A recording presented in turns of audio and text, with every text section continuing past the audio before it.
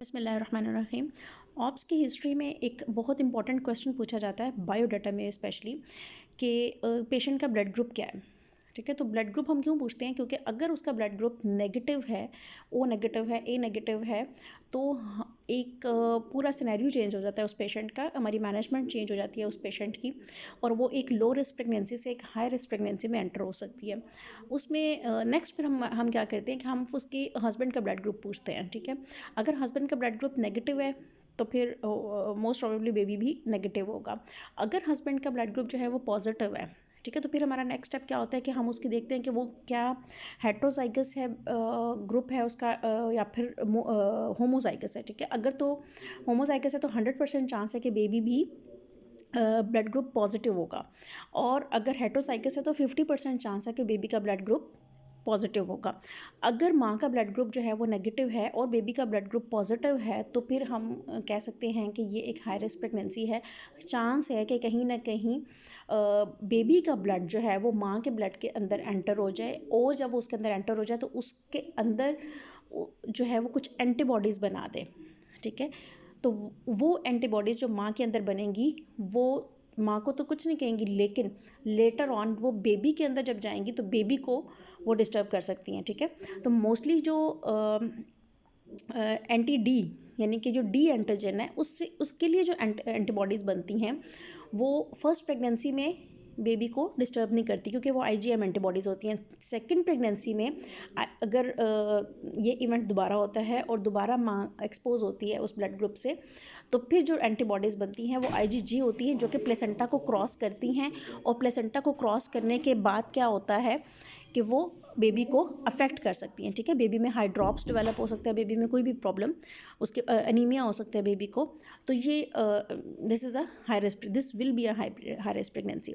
ठीक है, तो अब यहाँ पर क्या है, हमने सबसे पहले क्या चीज़ अंडरस्टैंड करनी है कि ब्लड ग्रुप को कैसे डिफाइन करते हैं। ब्लड ग्रुप को हम डिफाइन करते हैं एक तो ए बी ओ ग्रुप के साथ, जिसमें ओ ए बी और ए बी बनता है। इसके अलावा रेसस सिस्टम है। रेसस सिस्टम के अंदर 3 तरह के एंटीजेंस हैं, सी डी और ई एंटीजेंस। ठीक है, तो जो जेनेटिक कोड्स हैं हमारे, जेनेटिक कोड्स हैं सी के लिए हैं और ई के लिए हैं। डी तब आता है जब कोई भी एंटीजन नहीं होता, तो फिर डी होता है। अच्छा, इनकी वजह से प्रॉब्लम क्या होता है, जो मैंने अभी आपको बताया कि बेबी को क्या प्रॉब्लम होता है, बेबी को होता है haemolytic disease of the fetus and new born.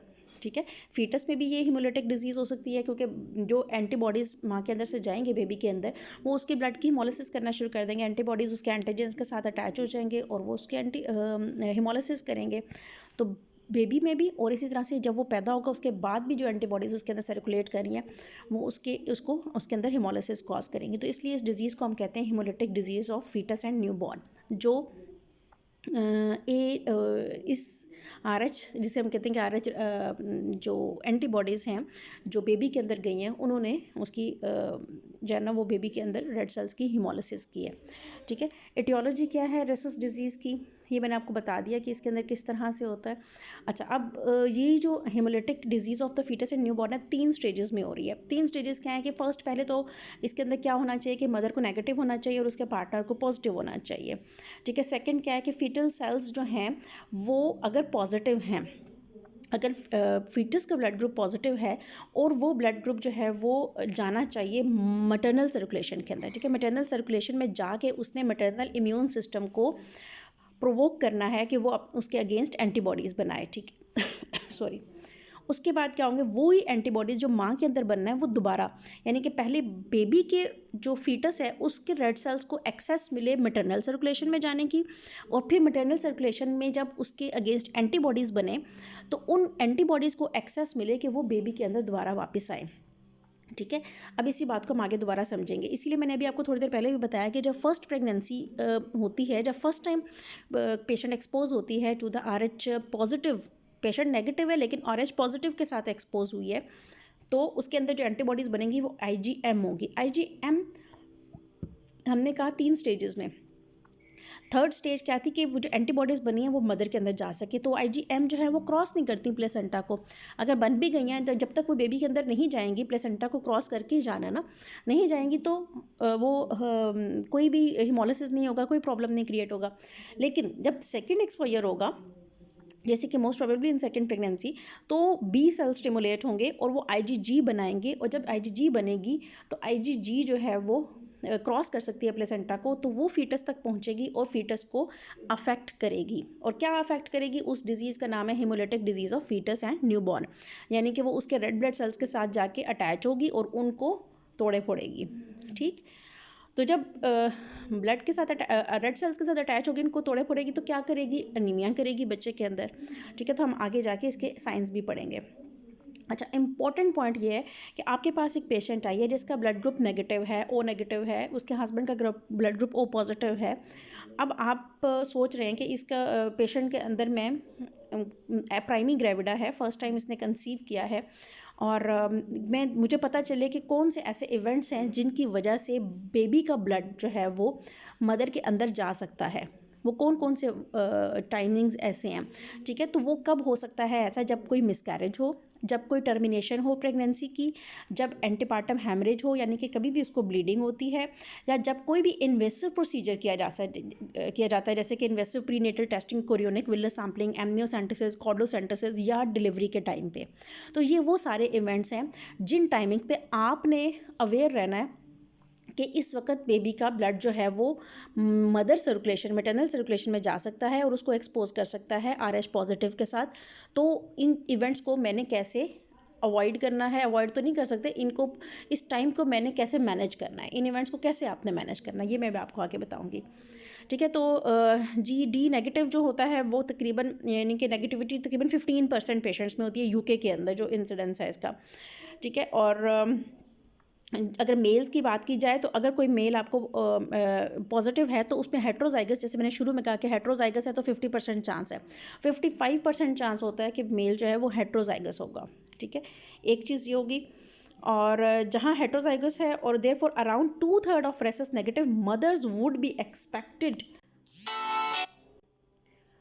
Expected to carry a rhesus positive fetus. ठीक है, जो अगर कोई पेशेंट नेगेटिव है तो उसके अंदर 2/3 जो मदर्स हैं जो नेगेटिव ब्लड ग्रुप के साथ है, उनके अंदर चांस है कि वो उनका बेबी पॉजिटिव होगा। तो दिस इज़ सो मच, यानी कि तकरीबन 60-70% तो चांस बन जाता है ना। Rhesus disease is commonest in countries where anti D prophylaxis is not wide spread. ठीक है, इसको छोड़ दें, अभी हम बताते हैं, मैं आपको बताती हूँ कि कैसे आपने इसको मैनेज करना है आगे। प्रिवेंट कैसे कर सकते हैं आप रेसिस आइसोइम्यूनाइजेशन को कि ये चीज़ ना हो? इसमें एक तो सबसे पहले हमें एंटी-डी मिलते हैं, बजाय से कि मदर के अंदर एंटीबॉडीज़ बने, हम बाहर से उसको एंटीबॉडीज़ देते हैं। बाहर से एंटीबॉडीज़ देने का मकसद क्या होता है कि बेबी के जो रेड सेल्स मदर के अंदर गए हैं, वो एंटीबॉडीज़ जो हमने उसको दी हैं, वो एंटीबॉडीज़ उन रेड सेल्स को पकड़ लें और उनको ना सेंसिटाइज करने दें, यानी कि मदर की जो सेल्स हैं उनको इम्यून सिस्टम को सेंसिटाइज ना करने दें। ठीक है, इससे पहले कि वो मदर के इम्यून सिस्टम को सेंसिटाइज करें, उससे पहले ही जो हम बाहर से बनी बनाई एंटीबॉडीज़ उसको देते हैं, वो उसको कैच कर लेती हैं और उसको किल कर देती हैं वहीं पर ही। ठीक है, तो वो अंदर अपने इम्यून सिस्टम को सेंसिटाइज नहीं कर पाते। तो सबसे यही एक तरीका है जो हम कर सकते हैं, इसके अलावा और कोई मेथड नहीं है। या हमने वैसे प्रिवेंट करना है कि बेबी का ब्लड उस तरफ जाए ही ना, उसके लिए कुछ मेजर्स ले सकते हैं। अगर चला गया तो हम उसके लिए पहले से वहाँ पर एंटीबॉडीज़ दे दें, या हम फौरी तौर पे उसको विदिन 72 आवर्स, जब एक्सपोजर हुआ विदिन 72 आवर्स हम कवर दे दें उसको, अगर एंटीबॉडीज़ प्रोवाइड कर दें तो वो चीज़ बचाई जा सकती है। इसीलिए जब डिलीवरी होती है तो 72 आवर्स के अंदर अंदर उसको एंटीबॉडीज़ का इंजेक्शन लगाया जाता है कि अगर कोई भी ब्लड जो है वो बेबी से मदर की तरफ चला गया है तो वो एंटीबॉडीज़ जो हम उसको देंगे वो उसको कवर कर लें और माँ सेंसिटाइज ना हो सके। लेकिन एक दफ़ा अगर वो सेंसिटाइज हो चुकी है तो फिर आप कुछ नहीं कर सकते। ठीक है, तो कोई भी एंटीबॉडीज़ की जो डोज़ है वो इस चीज़ को रिवर्स नहीं कर सकती। ठीक है, और जो डोज़ आपने देनी है वो प्रेफरेबली 72 आवर्स में देनी है, अदरवाइज़ नहीं, अगर 72 आवर्स में आप दे सके तो 10 डेज़ के अंदर अंदर दे सकते हैं। क्लीहॉट टेस्ट का आपको एक वर्ड नज़र आ रहा होगा। क्लीहॉट टेस्ट जो है वो हम करते हैं ये देखने के लिए कि कितनी अमाउंट जो है वो बेबी के ब्लड की माँ के अंदर आई है। ठीक है, उस अमाउंट को डिटेक्ट करने के लिए क्लीहॉट टेस्ट किया जाता है। ठीक, अच्छा, नेक्स्ट इंपॉर्टेंट पॉइंट है कि management of sensitising events in the rhesus negative pregnant women. एक पेशेंट आपके पास आ गई जी, वो सेंसिटाइज नहीं है, लेकिन जो इवेंट्स मैंने आपको ऊपर बताए कि मिसकैरेज हो सकता है, एंटीपार्टम हैमरेज हो सकता है, कोई आपने जेनेटिक टेस्टिंग के लिए कोई अगर इन्वेसिव प्रोसीजर्स किए हैं, डिलीवरी की है, एंटीपार्टम हैमरेज, इन सब चीज़ों के अंदर क्या आप कर सकते हैं कि उसको हम पेशेंट सेंसिटाइज ना हो, तो उनकी मैनेजमेंट इन इवेंट्स की क्या है, ठीक है। तो ये बहुत इंपॉर्टेंट है। इसमें क्या हमने करना है, अगर फर्स्ट ट्राइमेस्टर में पेशेंट आपके पास आती है तो आपने उसको डोज देनी है 250 इंटरनेशनल यूनिट एंटी-डी की। जो मैंने अभी आपको बताया ना कि हम बाहर से इंजेक्शन लगाते हैं इम्यूनोग्लोबुलिन्स का, एंटी-डी का, एंटीबॉडीज़ का, वो आपने 250 इंटरनेशनल यूनिट उसको देना है, इंट्रामस्कुलर इंजेक्शन लगाना है। अगर फर्स्ट ट्राइमेस्टर में, कब देना है आपने फर्स्ट ट्राइमेस्टर में, अगर फर्स्ट ट्राइमेस्टर में कोई एक्टोपिक प्रेगनेंसी हो गई है, कोई मोलर प्रेगनेंसी हुई है, थेरापेटिक टर्मिनेशन की है प्रेगनेंसी की, या यूट्राइन ब्लीडिंग हुई है, या फिर रिपीटेड ब्लीडिंग हो रही है और साथ में पेन भी है पेशेंट को, और ये वो स्पेशली वहाँ जहाँ पर टर्मिनेशन हुई है प्रेगनेंसी की, therapeutic, and in cases of uterine bleeding where this is repeated, जब रिपीटेड ब्लीडिंग है, हैवी है और पेन एब्डोमेन भी है पेशेंट को, ठीक हो गया। उसके बाद क्या है कि जी अगर पेशेंट 12 से 20 वीक्स के दरमियान है तो आपने क्या करना है, तो आपने उसको अगेन वही 250 इंटरनेशनल यूनिट देना है और 72 आवर्स के अंदर अंदर देना है। लेकिन उसके साथ आपने क्लीहॉट टेस्ट भी करना है कि हो सकता है जो हम डोज दे रहे हैं वो उसके ब्लड को कवर ना कर रही हो, ठीक है, हैमरेज ज़्यादा हुआ हो, ब्लीडिंग ज़्यादा अंदर गई हो मदर मैटरनल सर्कुलेशन के अंदर, तो हम फिर क्लीहॉट टेस्ट करके देख लेते हैं कि अगर हमें कोई एडिशनल डोज चाहिए तो वो हम उसको दे दें। इसी तरह से 20 वीक्स के बाद हम क्या करते हैं, हम क्लीहॉट टेस्ट करते हैं और मिनिमम डोज 20 वीक्स के बाद हम 500 इंटरनेशनल यूनिट देते हैं, ठीक है। और क्लीहॉट टेस्ट करके हम एडिशनल डोज का पता करते हैं कि कितना हमें एडिशनल एंटीडी देना है, फिर हम वो देते हैं, ठीक है। और देना हमने अगेन वही 72 आवर्स के अंदर अंदर है।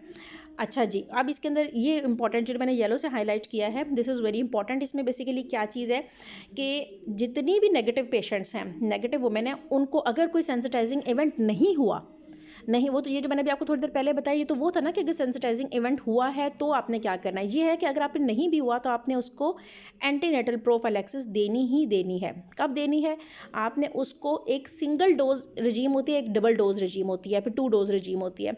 सिंगल डोज रिजीम का मतलब है कि 28 वीक्स पे आपने उसको देना है, और 2 डोज रिजीम का मतलब है कि 28 और 34 वीक्स पे देना है, ठीक है। यहाँ पर डोजेज नहीं लिखी हुई। अगर 28 वीक्स पे आपने सिंगल डोज देना है तो 1500 इंटरनेशनल यूनिट देते हैं, और अगर 2 डोज देना है तो फिर 500 देते हैं, 528 पे, 500 जो है ना 34 वीक्स पे, ठीक हो गया। अच्छा, again this point is very important कि आपने उसका फीटल एनीमिया कैसे डायग्नोज करना है, कैसे आपको पता चलेगा, कौन से साइंस हैं जिनके ऊपर आपको पता चलेगा कि फीटस जो है वो अनेमिक है। तो okay, clinical and ultrasound features of the fetal anaemia do not usually become evident, तब तक एविडेंट नहीं होता जब तक उसका, अगर सपोज 30 वीक्स है बेबी, 30 वीक्स ऑफ गेस्टेशन पे है, तो फिर 30 वीक्स के ऊपर जितनी एचबी होनी चाहिए उससे 5 ग्राम एचबी उसकी कम ना हो जाए, ठीक है। जो नॉर्मल रिक्वायर्ड एचबी है उससे 5 ग्राम अगर कम हो जाती है तो हम कहेंगे कि हम यहाँ पर फीटल एनीमिया एविडेंट हो सकता है, ठीक है। उससे पहले जितना भी अगर 2 ग्राम कम है, 4 ग्राम कम है, तो वो कुछ ना कुछ कंपनसेट कर रहा होता है, साइंस नहीं आएंगे। इसके अलावा दूसरी डेफिनेशन उन्होंने दी है कि अगर फीटल हीमोग्लोबिन जो है वो 6 ग्राम से कम हो जाए तो फीटल अनीमिया के साइंस आना शुरू होते हैं। और वो साइंस क्या हैं, अल्ट्रासाउंड पे आपको पॉलीहाइड्रोमनियोज नज़र आएगा, और इसी पॉलीहाइड्रोमनियोज को क्लिनिकल एग्जामिनेशन पे भी देख सकते हैं। एनलार्ज्ड फीटल हार्ट नज़र आएगा अल्ट्रासाउंड पे, एसाइटीज़ नज़र आएगी, पेरिकार्डियल इफ्यूजन नज़र आएगी आपको, हाइपर डायनामिक फीटल सर्कुलेशन मिलेगी आपको, जिसको आप कैसे डिटेक्ट कर सकते हैं, डॉपलर अल्ट्रासाउंड आप करेंगे मिडिल सेरेब्रल आर्टरी का या फिर अयोटा का। ये सब फीटस के लिए हम फीटस अल्ट्रासाउंड देख रहे हैं। उसकी फीटल मूवमेंट्स कम हो सकती हैं, और एबनॉर्मल सीटीजी मिल सकती है जिसके अंदर वेरिएबिलिटी रिड्यूस होगी, और साइनोसाइडल ट्रेस, शायद आप लोगों को याद होगा साइनोसाइडल ट्रेस होता ही वहाँ है जहाँ फीटल एनीमिया होता है, ठीक है।